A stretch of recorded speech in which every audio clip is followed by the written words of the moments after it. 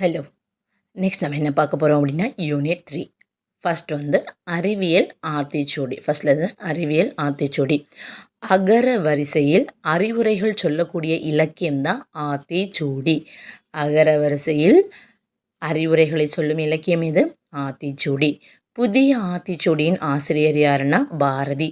புதிய ஆத்திச்சூடியினுடைய ஆசிரியர் யாரு? பாரதி. இந்த பாடல் அதான் இதில் கொடுத்துருக்கு. அறிவியல் சிந்தனைக்குள் ஆய்வில் மூழ்கு, இயன்றவரை புரிந்துகொள். இயன்றவரைனா மீனிங் என்னென்னா முடிந்தவரை புரிந்துகொள், ஈடுபாட்டுடன் அணுகு. எந்த செயல் செய்தாலும் ஒரு ஈடுபாடு உங்களுக்கு வேணும். அதான் சொல்கிறாங்க. உண்மை கண்டறி, ஊக்கம் வெற்றி தரும், என்றும் அறிவியலை வெல்லும், ஏன் என்று கேள். உனக்கு தெரியலையா ஏன்னு கேளுங்க. தெரிஞ்சவங்க கிட்ட கேளுங்க. எனக்கு தெரியலையே அப்படின்னு சொல்லிட்டு ஒரு இன்ஃபீரியாரிட்டி காம்ப்ளெக்ஸ் எல்லாம் இருக்கவே கூடாது. அதான் அதில் சொல்கிறாங்க. ஐயம் தெளிந்து சொல். உனக்கு வந்து தெளிவாக ஒரு விஷயம் தெரிஞ்சிச்சுன்னா அதை பற்றி நீ சொல்லு. ஒருமித்து செயல்படு, ஒன்றுபட்டு செயல்படு. ஒருமித்துனா என்னது? ஒன்றுபட்டு. ஓய்வர உலை, ஔடதமாம் அனுபவம். ஔடதமாம் அனுபவம். ஔடதம்னா என்னது? மருந்து. இந்த பாடலினுடைய ஆசிரியர் யாருன்னா நெல்லை சு முத்து. நெல்லை மாவட்டத்தை சேர்ந்த சு முத்து. சரியா? புதிய ஆத்திச்சூடினா பாரதி, ஆத்திச்சூடினா ஔவையார்னு தெரியும். அறிவியல் ஆத்திச்சூடி அப்படின்னா நெல்லை சு முத்து. அறிவியல் சிந்தனைக்குள் ஆய்வில் மூழ்கு, இயன்றவரை புரிந்துகொள், ஈடுபாட்டுடன் அணுகு, உண்மை கண்டறி, ஊக்கம் வெற்றி தரும், என்றும் அறிவியலை வெல்லும், ஏனென்று கேள், ஐயம் தெளிந்து சொல், ஒருமித்து செயல்படு, ஓய்வர உலை, ஔடதமாம் அனுபவம். நெக்ஸ்ட்டு, தம்மை ஒத்த அலைநிலத்தில் சிந்திப்பவர் அப்படின்னு அப்துல் கலாமால் பாராட்டப்பட்டவர். இவர் வந்து ஒரு அறிவியல் அறிஞர், ஒரு சயின்டிஸ்ட். சரியா? யாராரு? அப்துல் கலாமோடு நெருங்கி பழகியவர். அப்போ அப்துல் கலாம் அவரை பற்றி என்ன சொல்லியிருக்கிறாங்க? தம்மை ஒத்த அலைநிலத்தில் சிந்திப்பவர் என அப்துல் கலாமால் பாராட்டப்பட்டவர் யாருன்னா நெல்லை சு முத்து. இவர் வந்து எங்கெல்லாம் பணியாற்றிருக்கிறாருன்னா விக்ரம் சாராபாய், இது வந்து எங்கே இருக்குன்னா ட்ரிவாண்ட்ரத்தில் இருக்குது. சதீஷ் தவான் எங்கே இருக்குன்னா ஆந்திராவில் இருக்குது. இந்திய விண்வெளி மையத்தினுடைய இவர் பணியாற்றியிருக்கிறாரு. பார்த்திங்க அப்படின்னா 80க்கும் மேல் நூல்களை எழுதியிருக்கிறாங்க. அப்போ 80க்கும் மேல் நூல்களை எழுதிய அறிவியல் அறிஞர் யார்? நெல்லை சு முத்து. நெக்ஸ்ட், இதனுடைய புக் பேக்கில் உள்ளது. உடல் நோய்க்கு எது தேவை? மருந்து. மருந்துன்னா நம்ம இதில் என்ன பார்த்தோம்? ஔடதம். ஸோ அப்போ உடல் நோய்க்கு என்ன தேவை? ஔடதம் தேவை. நண்பர்களுடன் எப்படி விளையாடணும்? ஒன்றுபட்டு. அப்போ இங்கே நம்ம என்ன பார்த்துருக்கோம்? ஒருமித்து. அப்போ நண்பர்களுடன் ஒருமித்து விளையாடு. எழுதுக பார்க்கலாம். கண்டறி, கண்டு கூட்டல் அறி. ஓய்வர, ஓய்வு கூட்டல் அற. ஏன் கூட்டல் என்று, ஏனென்று. ஔடதம் கூட்டல் ஆம், ஔடதமாம். சரியா? நெக்ஸ்ட் பார்த்தீங்க அப்படின்னா எதிர்ச்சொல் பார்க்குறோம். அதாவது இது வந்து என்னென்னா ஒரு பொறுத்துக மாதிரி கொடுத்துருப்பாங்க. சரியா? இப்போ அணுகு, இந்த 4 ஆப்ஷனை நீங்கள் பார்த்துக்கோங்க. அணுகுக்கு என்ன வரும்? விலகு. அணுகுனா பக்கத்தில் வா, விலகுனா தள்ளிப்போம். நெக்ஸ்ட்டு ஐயம். ஐயம்னா என்னது? சந்தேகம். அப்போ அதனுடைய எதிர்ச்சொல் என்னவாக இருக்கும்? தெளிவாக இருக்கிறது, தெளிவு. ஊக்கம். ஊக்கம்னா என்னது? சோர்வு. ஊக்கம்னா என்னது? ஒரு ரொம்ப இன்ட்ரெஸ்டிக்காக இல்லை அது எனர்ஜெட்டிக்காக இருப்பாங்க இல்லையா அது. இது வந்து என்னது? சோர்வு, ஆப்போசிட். உண்மை. உண்மைக்கு ஆப்போசிட் என்ன? பொய்மை. இவ்வளோ தான் வந்து ஃபஸ்ட்டு லெசன். செகண்ட் லெசன் பார்க்குறோம். அறிவியலால் ஆழ்வோம். ஆழக்கடலின் அடியில் மூழ்கி ஆய்வுகள் செய்து பார்க்கின்றான். இந்த பாடல் வந்து என்னென்னா இந்த பாடநூல் குழு தான் எழுதியிருக்குது. ஸோ அதனால் இதனுடைய ஆசிரியர் யாரெல்லாம் கேட்க மாட்டாங்க.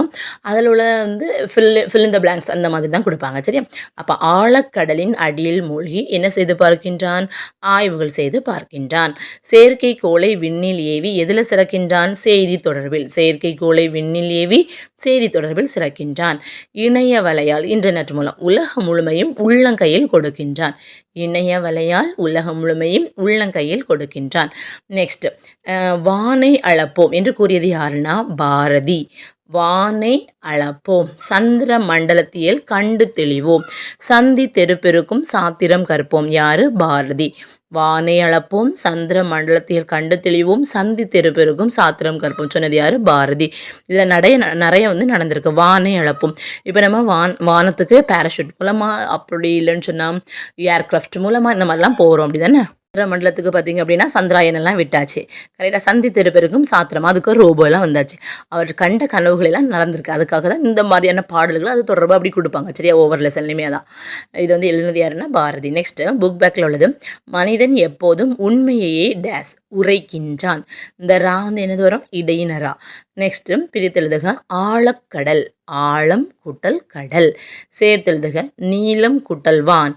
அப்போ போயிடும் நீலவான்.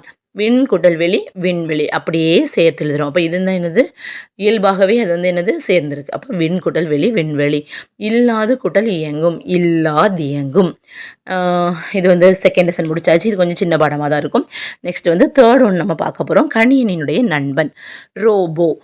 கண்ணியனுடைய நண்பன் ரோபோ. ரோபோ என்னும் சொல்லை முதலில் பயன்படுத்தியவர் யார் அப்படின்னா காரல் கபக். யார்? காரல் கபக். இவர் யாருன்னா செக் நாட்டினுடைய ஒரு நாடக ஆசிரியர். 1920 வந்த நாடகத்தில் ரோபோ என்ற சொல்லை வந்து பயன்படுத்தியிருப்பாங்க. ரோபோ அப்படின்னா மீனிங் என்னென்னா அடிமை. ரோபோனா மீனிங் என்ன? அடிமை. அப்போ மனிதர்கள் என்ன பண்ணாங்கன்னா தங்களுடைய வேலைகளை எளிதாக செய்வதற்காக தான் முதலாக எந்திரங்களை கண்டுபிடித்தாங்க, என்ஜினை கண்டுபிடிச்சாங்க. சரியா? மனிதர்கள் வேலைகளை எளிதாக செய்ய முதலில் எது கண்டுபிடிச்சாங்க? எந்திரங்களை. அப்போ ஒரே மாதிரியான வேலை, நுட்பமான வேலை, கடினமான வேலை. அப்போ இதை விட மனிதரை விட தானாகவே அதை செய்து முடிக்க கூடிய இயந்திரத்துக்கு பேர் தான் தானியங்கி அப்படின்னு சொல்கிறாங்க. நுட்பமான கடினமான ஒரே மாதிரியான வேலையை மனிதரை விட விரைவாக தானே செய்து முடிக்கும் இயந்திரம் என்னது? தானியங்கி. தானியங்கின்னா என்னது? அதுக்கு கூட ஒரு கம்ப்யூட்டரில் ஒரு சென்சார் உணர்விகள் எல்லாம் ஃபிக்ஸ் பண்ணியிருக்கோம். அது மூலமாக தான் அது அந்த ஒர்க்கை ரிப்பீட்டடாக செய்துகிட்டே இருக்கும். ஓகேவா? இதை இப்படியும் கேட்பாங்க. மனித முயற்சிகளுக்கு மாற்றாக தானே இயங்கும் எந்திரம் என தானியங்கி. தானே இயங்கும் எந்திரம் தானியங்கி. தானியங்கி மனிதர்களைப் போல செயல்களை நிறைவேற்றும் அப்படின்னு பிரிட்டானிக்கா கலைக்களஞ்சியம் வந்து சொல்லியிருக்கு. அப்போ பிரிட்டானிக்கா கலைக்களஞ்சியம் தான் என்னது? தானியங்கி மனிதர்களைப் போல செயல்களை நிறைவேற்றும் அப்படின்னு சொல்லியிருக்காங்க. அப்போ என்ன கலைக்களஞ்சியம்னு கூட கேட்கலாம் பிரிட்டானிக்கா. மனிதனை போன்றே சிந்தித்து செயல்படக்கூடிய தானியங்கள் எந்திர மனிதர்கள். நல்லா பார்த்துடுங்க. மனிதர்கள் வேலைகளை எளிதாக செய்ய எந்திரங்கள் வந்துச்சு. மனித முயற்சிகளுக்கு மாற்றாக அவங்களாட்டே தானாட்டே இயங்கக்கூடிய எந்திரத்தை நம்ம தானியங்கின்னு சொல்கிறோம்.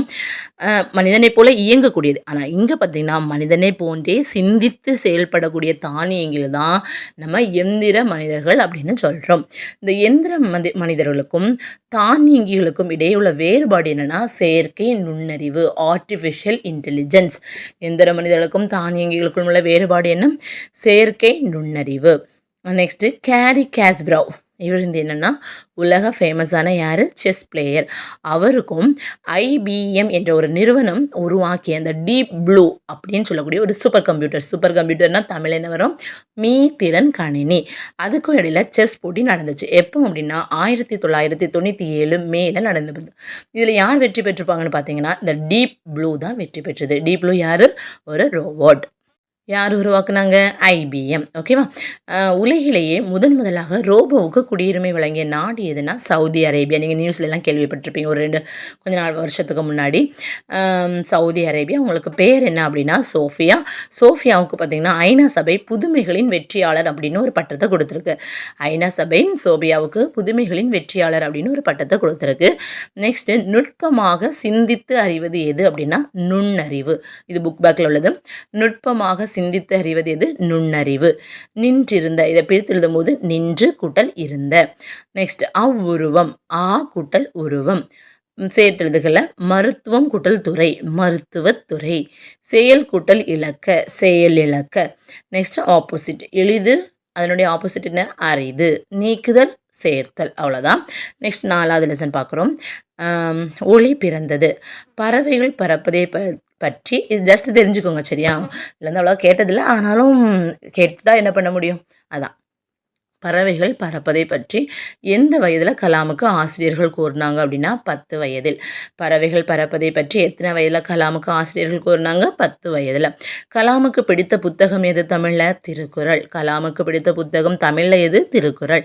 அதில் அவருடைய வாழ்க்கைக்கு வலு சேர்த்த ஒரு குறள் இருக்குது. என்ன குறள்னா அறிவு அற்றம் காக்கும் கருவி செருவார்க்கும் உள்ளளிக்கல் ஆகாரன். யாராலையும் அளிக்க முடியாத ஒரு நம்மளை காக்கக்கூடிய கருவி எதுன்னா அறிவு. அதுதான் அவருடைய வாழ்க்கைக்கு வலு சேர்த்ததாட்டு அப்துல் கலாம் அவங்க சொல்லியிருப்பாங்க. பிற மொழி நூல்களில் பார்த்தீங்கன்னா அவருக்கு பிடித்தது என்னென்னா லிலியன் வாட்சன் எழுதிய விளக்குகள் பல தந்த ஒளி. என்னது? விளக்குகள் பல தந்த ஒளி. Lights from many lamps. இதை படித்தபோது தான் தனக்கு அறிவு இதெல்லாம் அறிவு தன்னம்பிக்கை மகிழ்ச்சி பெற்றதாக சொல்லியிருக்கிறாங்க. அறிவு தன்னம்பிக்கை மகிழ்ச்சி பெற்றதாக எந்த நூலை படிக்கும்போது கலாம் சொல்லியிருக்கிறாங்க? Lights from many lamps. இங்கிலீஷையும் கேட்கலாம். அப்படி இல்லைனா விளக்குகள் பல தந்த ஒளியை தமிழையும் அவங்க கொடுக்கலாம். சரியா? நெக்ஸ்ட் பார்த்தீங்கன்னா அவங்ககிட்ட கேட்பாங்க இந்த மாணவர்களெல்லாம் உங்களுக்கு வந்து ரொம்ப சந்தோஷமான நிகழ்ச்சி எது? அணு சோதனையா? இல்ல ராக்கெட் ஏவுனதா? அப்படின்னு சொல்லிட்டு. அப்போ என்ன சொல்லியிருப்பாருன்னா, 3 கிலோகிராம் இந்த போலியோலாம் பாதிக்கப்பட்டவங்களுக்கு இந்த மாரி செயற்கைக்கல் குடுப்பாங்க இல்லையா? அப்போ 3 கிலோல நடந்தவங்களுக்கு இந்த செயற்கை கார்பன் இலைகள கொண்டு 300 கிராம அத குறைச்சிருப்பாங்க. அப்படி அந்த செயற்கைக்கால்களை பொருத்தி அந்த போலியோ பாதிக்கப்பட்டவங்க நடந்தாங்க இல்லையா? அதுதான் எனக்கு வந்து ரொம்ப சந்தோஷமான நிகழ்வு அப்படின்னு சொல்லியிருப்பாங்க. ஜஸ்ட் தெரிஞ்சுக்கோங்க சரியா?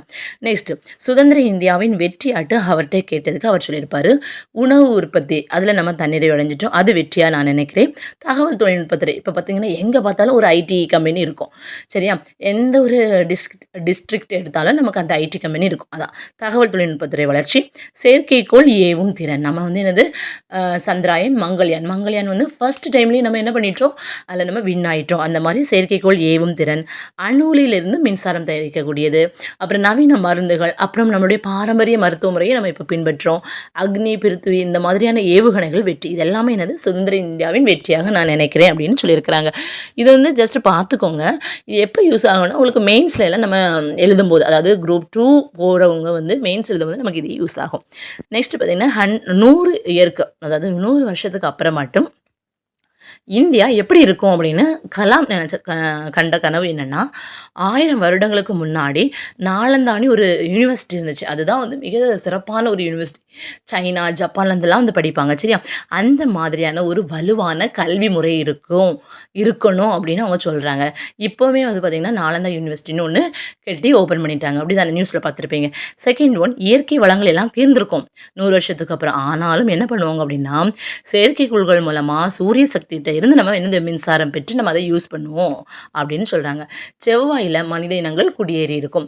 இப்போவுமே பார்த்திங்கன்னா செவ்வாயில் குடியேறுவதற்காக இப்போவுமே வந்து பெரிய பெரிய இந்த கோடீஸ்வரர்கள் எல்லாம் வந்து புக் பண்ணி வச்சுருக்கிறாங்க. இதுவும் நம்ம எல்லாமே கேள்விப்பட்ட செய்திகள். நெக்ஸ்ட்டு அறிவியலின் அடிப்படை எது அப்படின்னா கேள்வி கேட்கக்கூடிய மனப்பான்மை தான். அறிவியலினுடைய அடிப்படை எது? கேள்வி கேட்கக்கூடிய மனப்பான்மை தான். இப்போ நம்மளுடைய பிள்ளைகள் கேள்வி கேட்டாங்கன்னா நம்ம வந்து தயங்கக்கூடாது. அந்த பிள்ளைகள் பின்னால் இதோ ஒரு பெரிய ஆட்களாக வரப்போகுது, நமக்கு தெரிஞ்சதை நம்ம சொல்லணும். அப்படி இல்லையா டீச்சர்ஸ்ட்டை கேட்டால் நம்ம சொல்லக்க பார்க்கணும். நெக்ஸ்ட்டு இவ்வுலகினுடைய முதல் விஞ்ஞானிகள் யார் அப்படின்னா குழந்தைகள். இவ்வுலகின் முதல் விஞ்ஞானிகள் யார்? குழந்தைகள். ஸோ இவ்வுலகின் முதல் விஞ்ஞானிகள் யார்? குழந்தைகள். நெக்ஸ்ட்டு வெற்றியை அடையக்கூடிய வழி என்னன்னு அப்துல் கலாம்கிட்ட கேட்டிருப்பாங்க. அவங்க என்ன சொல்லியிருப்பாங்கன்னா, அறிவை வளர்க்கக்கூடிய அந்த பேச்சை கவனிப்பது, அறிவை வளர்க்கும் பேச்சை கவனிப்பது. நெக்ஸ்ட் வந்து வியர்வைனா உழைப்பு, அதை தான் சொல்ல வராங்க சரி? அப்போ நீங்களும் உழைத்தீங்க அப்படின்னா ஒரு பெரிய அரசு அதிகாரியாக மாறுவது நிச்சயம். நெக்ஸ்ட் 5வது பாடம் மொழி முதல் மற்றும் இறுதி எழுத்துக்கள். ஸோ மொழியினுடைய ஒரு வார்த்தையோ ஒரு சொல்லோ இருக்குன்னா அதனுடைய முதலில் வரக்கூடிய எழுத்துக்கள் தான் மொழி முதல் எழுத்துக்கள். உயிர் எழுத்துக்கள் 12 மொழியினுடைய முதலில் வரும். அதுக்கப்புறமா க ச த ப ந ம சரியா? கசதப நம ஞாபகம் வச்சுக்கோங்க. இதில் இருக்கக்கூடிய எல்லா உயிர்மை எழுத்துக்களும், அதாவது கக்கா கிக்கி குக்கு கே கே கை கோ கவ் அப்படி இருக்கு இல்லையா? ஸோ இந்த மாதிரி எல்லா உயிர்மை எழுத்துக்களும் சொல்லினுடைய முதலில் வரும். ங என்று சொல்ல ங மட்டும்தான் வரும். இந்த ங வரிசையில் ங மட்டும்தான் சொல்லினுடைய முதலில் வரும். நெக்ஸ்ட்டு ஞா ஞே ஞோ இந்த மாதிரியான 4 லெட்டர்ஸ் வந்து வரும். எப்படி கேட்பாங்கன்னா, மொழி முதலில் வரக்கூடிய ஞா வரிசை தொடரில் எத்தனை எழுத்துக்கள் இருக்குன்னு கேட்பாங்க. மொத்தம் எத்தனை? 4 எழுத்துக்கள் மட்டும்தான் மொழியினுடைய முதலில் வரும். அடுத்தது எய்யா வரிசையில் யா யா யு யூ இருக்கு இல்லையா? அதில் எய்யா யு யூ யோ யவ் அப்படின்னு ஒரு 6 லெட்டர்ஸ் மட்டும்தான் வரும். அப்போது யா வரிசையில் எத்தனை எழுத்துக்கள் வரும்னா 6 எழுத்துக்கள். நெக்ஸ்ட்டு வா வவ்வா விவி வே வே வை வவ் அப்படின்னு 8 எழுத்துக்கள். அப்போ பார்த்துக்கிடுங்க, உயிரெழுத்துக்களில் மொழி முதல்ல எத்தனை எழுத்துக்கள் வரும்? 12. அப்புறம் கா வரிசையில் எத்தனை வரும் அப்படின்னு கேட்பாங்க, 18. சா தா பா இந்த மாதிரி கேட்கலாம். ஞா வரிசையில் எத்தனை எழுத்து வரும்னா 1. ஞா வரிசையில் 4, யா வரிசையில் 6, வா வரிசையில் 8 சரியா? நெக்ஸ்ட்டு மொழிக்கு முதலில் வராத எழுத்துக்களை நம்ம பார்க்க போகிறோம். ஸோ மெய் எழுத்துக்கள் 18 மொழி முதல்ல வராது. கரெக்ட் தானே? இக்கு இங்கு இச்சுன்னு இந்த மாதிரி எந்த ஒரு வார்த்தையும் நம்ம தொடங்க மாட்டோம். நெக்ஸ்ட் பார்த்தீங்க அப்படின்னா ஏற்கனவே கசட தபர் அதில் என்ன இல்லை, டே இல்லை, ரா இல்லை, வல்லின ரா இல்லை. அப்புறம் பார்த்தீங்கன்னா இடையினத்தில் எரல வளரில் யா இருக்காது, வா இருக்காது. இதை தவிர உள்ள மீதி எல்லா வரிசைகளும் வரவே வராது.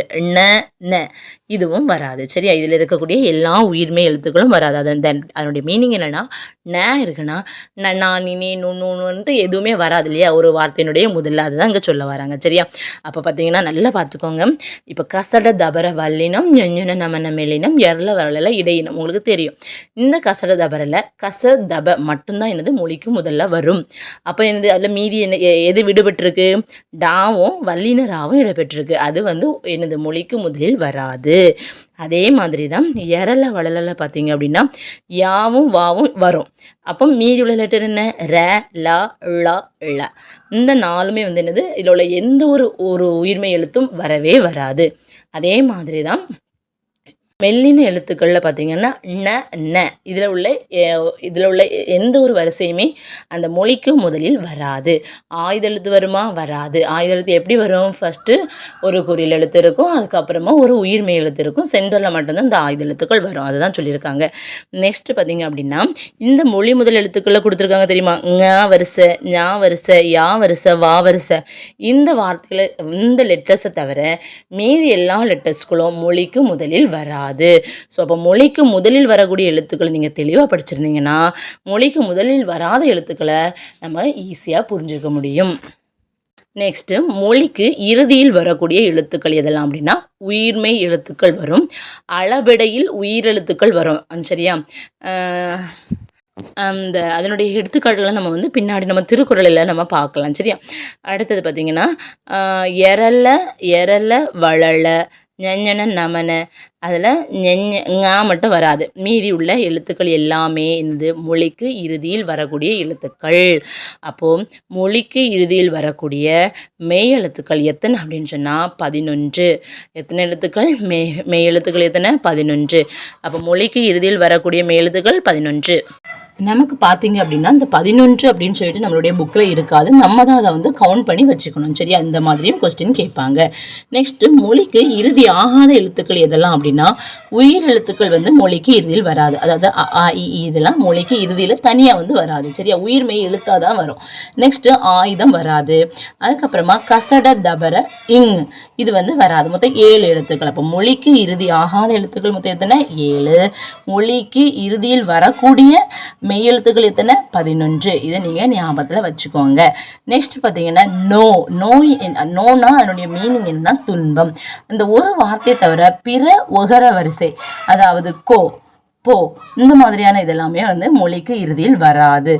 ஓ வரிசை எதுவுமே வராது. நோ வரிசையும் பார்த்தீங்கன்னா நோ வந்து ஒரு தனி ஒரே லெட்டர்ஸ் மட்டும்தான் அதில் இருக்கும். அதை வந்து நம்ம ஒரு சொல்லாட்டு தான் அதை கன்சிடர் பண்ணுவோம். சரியா, ஓர் எழுத்து ஒரு மொழின்னு சொல்லுவாங்க இல்லையா, அந்த மாதிரி. ஸோ அந்த நோவை தவிர மீதி எந்த ஒகர வரிசைகளும் மொழிக்கு இறுதியில் வராது. வரிசைகள் மொழிக்கு இறுதியில் வராது. தான் வராது. நெக்ஸ்ட் கேல இருந்து நே வர, அது என்ன வரிசை? எகர வரிசை. இந்த எகர வரிசைகளும் அந்த மொழிக்கு இறுதியில் வராது. ஓகேவா? நெக்ஸ்ட் என்ன பார்க்க போகிறோம்னா சொல்லின் இடையில் வரக்கூடிய எழுத்து. அது எல்லாமே வரும் இல்லையா? மெய் எழுத்துக்கள் 18 வரும், உயிர்மெய் எழுத்துக்கள் வரும், ஆயுத எழுத்துக்கள் வரும். அளபெடையில் பார்த்தீங்க அப்படின்னு சொன்னால் நம்மளுடைய உயிர் எழுத்துக்களும் வரும். ஓகே தானே? நெக்ஸ்ட் புக் பேக்கில் இருக்கக்கூடியது பாதரச விளக்கு பென்சீன் நிறமாலை காட்டியுடன் ஆய்வை தொடங்கியவர் யாருன்னா சர் சி வி ராமன். பாதரச விளக்கு பென்சீன் நிறமாலை காட்டியுடன் ஆய்வை தொடங்கியவர் யாரு? Sir C V Raman. இவருடைய ராமன் விளைவை 1928 பிப்ரவரி மாதம் 28ஆம் தேதி வந்து தொடங்கி வெளியிட்டிருப்பாங்க. ராமன் விளைவு என்னைக்கு வெளியிடப்பட்டது? 1928 பிப்ரவரி 28. இந்த ராமன் விளைவு கண்டுபிடிச்சனால அவருக்கு நோபல் பரிசு கிடைச்சிருக்கும். அதனால அவர் வெளியிட்ட அந்த பிப்ரவரி 28ஆம் தேதியை தேசிய அறிவியல் நாளாக கொண்டாடுறாங்க. அப்போ இந்தியாவுக்கு அறிவியலுக்கான முதல் நோபல் பரிசு பெற்று தந்தவர் யாருன்னா சர் சி வி ராமன். இந்தியாவிற்கு அறிவியலுக்கான முதல் நோபல் பரிசு பெற்று தந்தவர் யாரு? Sir C V Raman. தேசிய அறிவியல் நாள் இன்னைக்கு பிப்ரவரி 28. நோபல் பரிசு பெற்று தந்த அந்த கேள்வி என்ன அப்படின்னா 1921 அவர் வந்து ஒரு டிராவல் போயிட்டு இருப்பாங்க. அவர் யோசிக்கிறாரு கடல் நீர் ஏன் நீல நிறமா இருக்கு. அந்த கேள்விதான் ராமன் அடிப்படையாக அமைஞ்சது. நெக்ஸ்ட் தமிழ் டு இங்கிலீஷ் பார்க்க போறோம். செயற்கை நுண்ணறிவு ஆர்டிஃபிஷியல் இன்டெலிஜென்ஸ். நுண்ணறிவு அப்படின்னா என்னது? இன்டெலிஜென்ஸ். மீத்திறன் கணினி ஏற்கனவே நம்ம பார்த்தது தான் படிக்கும் போதே. சூப்பர் கம்ப்யூட்டர், செயற்கைக்கோள், சேட்டலைட். ஸோ இவ்வளோதான். இதோடு நமக்கு இந்த 3rd யூனிட் முடிஞ்சாச்சு. That means 6th first term நம்ம இன்னைக்கு முடிச்சிட்டோம். நாளைக்கு நம்ம செகண்ட் டேர்ம் பார்க்கலாம். ஓகேவா? தேங்க்யூ. அதுக்கு முன்னாடி படிச்சு முடிச்சிடுங்க.